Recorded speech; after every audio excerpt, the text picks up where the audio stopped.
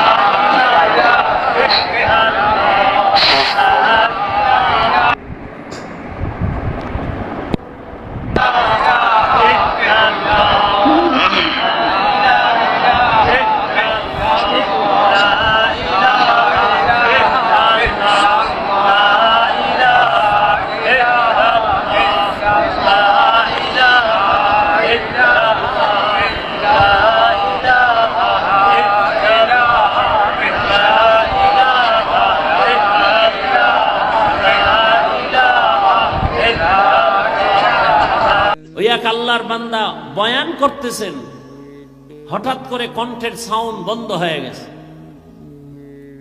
গতকাল না আর আগের দিন একজনে দেখাইলেন, ইস্তেগফার পড়লাম দেখার সাথে সাথে যে আল্লাহ কি না পারেন। একটা সুস্থ মানুষ সুন্দরভাবে বয়ান করতেছেন মানুষের সামনে, হঠাৎ করে কণ্ঠের আওয়াজটা বন্ধ হয়ে গেল, আস্তে উঠা চলে গেছে, আর বয়ান আসে নাই।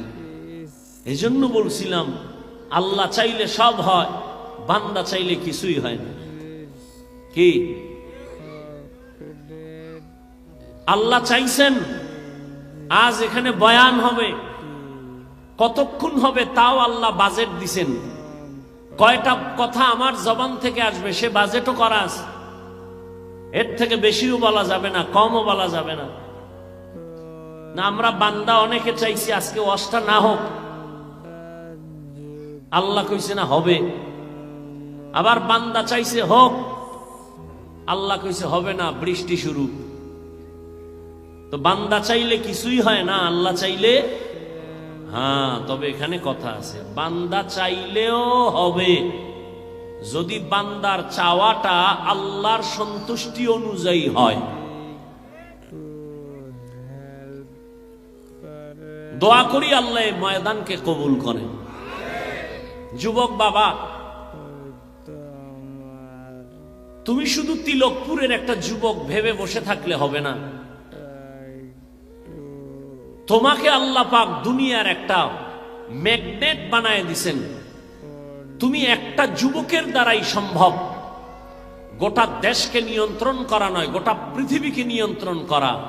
সেই মেটেরিয়াল, সেই মেডিসিন আল্লাহ তোমার মেধার মধ্যে দিয়েছেন। কিন্তু তুমি যাচ্ছ কোথায়? তোমার মেধার পার্সেন্ট কতটুকু বাড়তেছে না কমতেছে হিসাব মিলাও।